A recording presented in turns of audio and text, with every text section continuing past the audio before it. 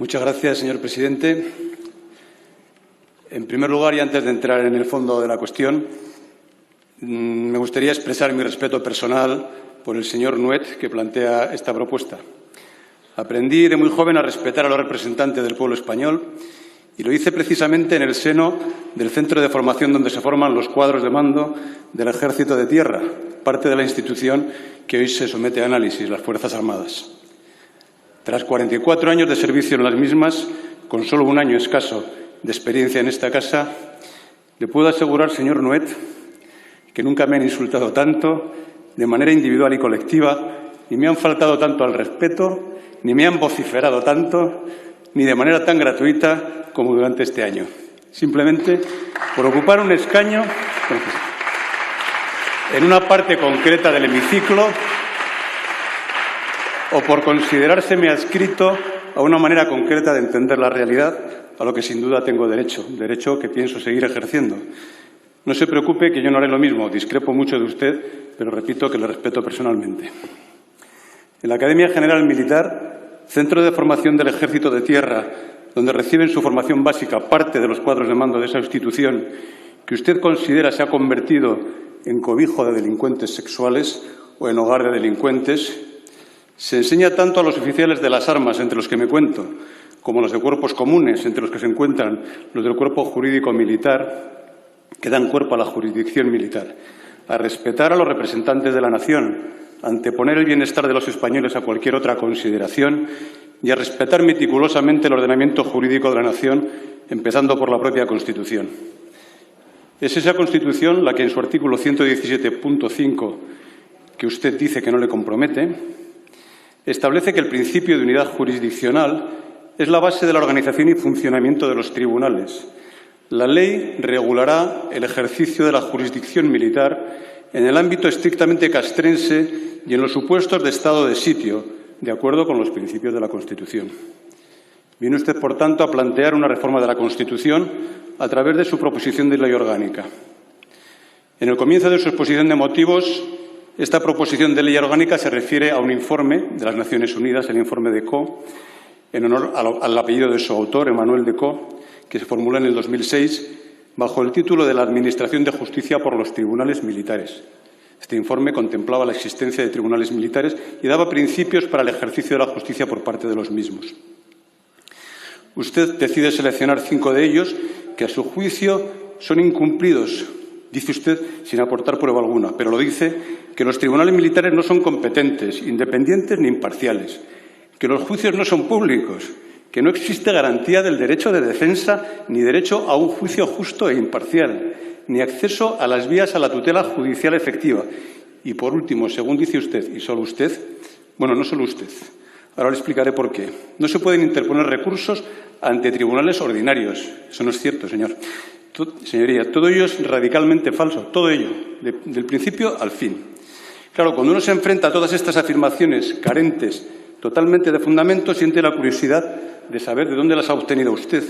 y se las encuentra en un artículo de Internet del 25 de junio de 2019. Su exposición de motivos está lamentablemente plagiada al 100% de ese artículo que publica en Internet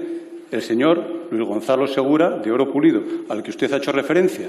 Este sí fue expulsado de las Fuerzas Armadas, pero fue expulsado por el Tribunal Supremo, señoría. No fue expulsado por un conjunto de generales enloquecidos, fue expulsado por el Tribunal Supremo, como consecuencia de una acumulación reiterada de faltas disciplinarias. Fue expulsado en un procedimiento judicial y culminó, como todos en España, en el Tribunal Supremo, porque la jurisdicción militar, señoría, está integrada, tal como previene el principio número 1 del informe Decaux, en el sistema judicial general. En el mismo informe, y con esto termino con el informe, en el punto número 8 se establece que la competencia de los órganos judiciales militares debería estar limitada a las infracciones cometidas dentro del ámbito estrictamente castrense por el personal militar, tal y como precisamente establece nuestra Constitución. Pasa usted, a continuación, o mejor dicho, el auténtico autor de la exposición de motivos de su proposición de ley orgánica,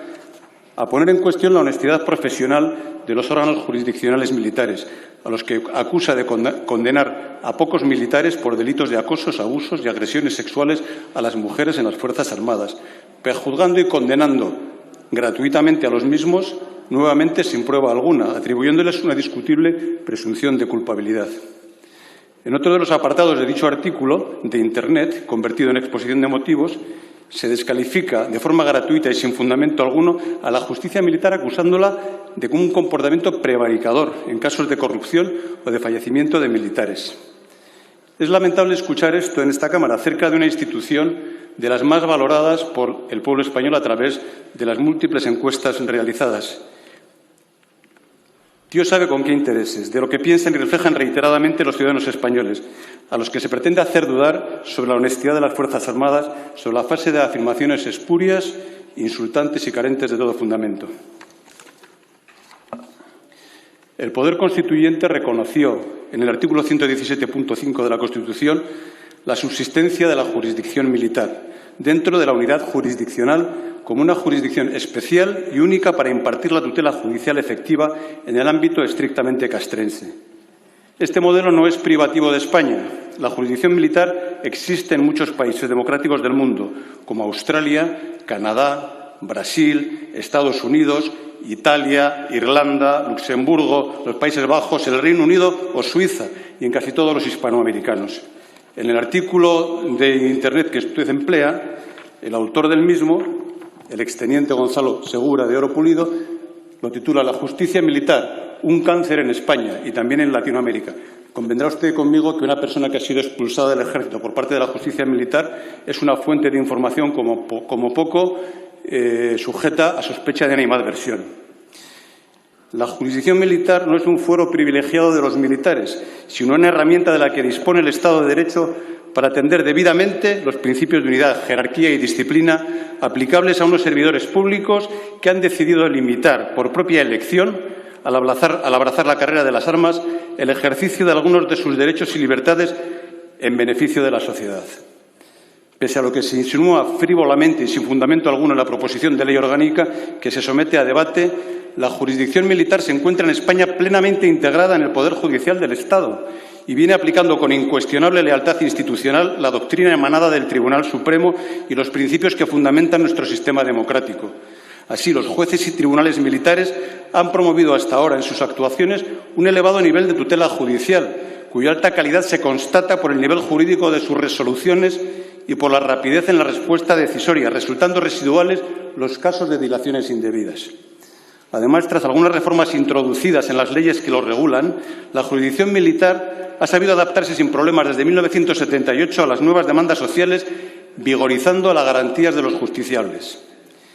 Entre estas reformas merece destacarse la revisión por la Sala Quinta del Tribunal Supremo en Casación de todo tipo de sentencias dictadas por órganos inferiores, cualquiera que sea la materia y la sanción prevista para la infracción de que se trate, y el reforzamiento de la independencia de los jueces militares, atribuyendo desde 2015 al Consejo General del Poder Judicial su nombramiento directo, sin intervención alguna de las autoridades administrativas del Ministerio de Defensa. La citada Sala Quinta del Tribunal Supremo se compone de 8 magistrados, 4 procedentes de la jurisdicción ordinaria y 4 procedentes de la jurisdicción militar. En lo concerniente al presidente de la Sala, como los magistrados de la jurisdicción ordinaria, su nombramiento se atendrá a las mismas normas existentes para los nombramientos de los presidentes y magistrados del resto de salas del Tribunal Supremo. Los magistrados procedentes del cuerpo jurídico militar serán nombrados por Real Decreto refrendado por el Ministerio de Justicia y a propuesta del Consejo General del Poder Judicial, entre generales consejeros togados y generales auditores con aptitud para el ascenso en situación de servicio activo. Tal como prescribe el preámbulo de la Ley Orgánica 487 de competencia y organización de la jurisdicción militar, con última modificación en octubre de 2015, la jurisdicción militar tiene su origen en la misma génesis de los ejércitos permanentes y ha sido siempre una jurisdicción especializada, carácter que se deriva de la naturaleza del derecho que aplica y del ámbito institucional en que se ejerce.